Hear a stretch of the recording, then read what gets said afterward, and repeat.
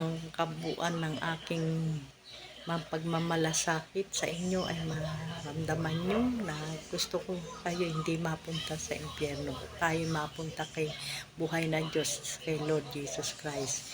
Yun ang kailangan. Design nyo rin yun para makamit ninyo.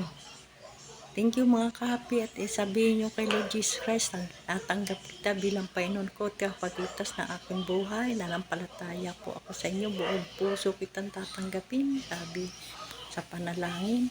At gusto ko po, kayo na po ang bagong noon ko mula ngayon. Ikaw na po ang maghari sa buhay ko. At Lord, patuloy nyo kaming patawad sa aking mga gawang kasalanan. At ganun, maging karapat-dapat ako maging anak mo. At tulungan mo ko yung pangalan ko yung nakasulat sa langit. Ipasulat mo sa langit yung kapangalan mo.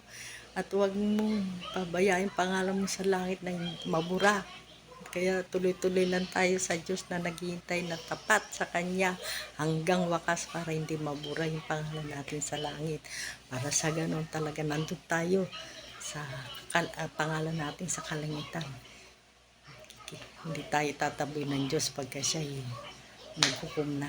Maraming salamat mga kahapi, naway kahit naintindihan nyo yung ibig kong sabihin, kahit medyo ako magsalita, ganun lang talaga ako magsalita, talaga hirap din ako magsalita, alang-alang lang sa inyo at sa Diyos, ay kaya ako ginagawa ito, ang pagsishare ng salita ng Diyos. Nilalakasan ko na lang ang loob ko at talaga naman, kinakapalan ko ang hiya ko para sa inyo. Kasi mahihain talaga ako. Nahiya ako magsalita sa harapan ninyo. Pero salamat sa Facebook. Salamat kay Sir Meta. Dahil meron tayong pagkakataon na mag-share.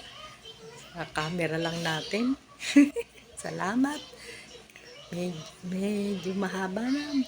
Mga hadlang people, mga kahapi, God bless you all. Dahil hindi nyo makalimutan yung encouragement ko sa inyo.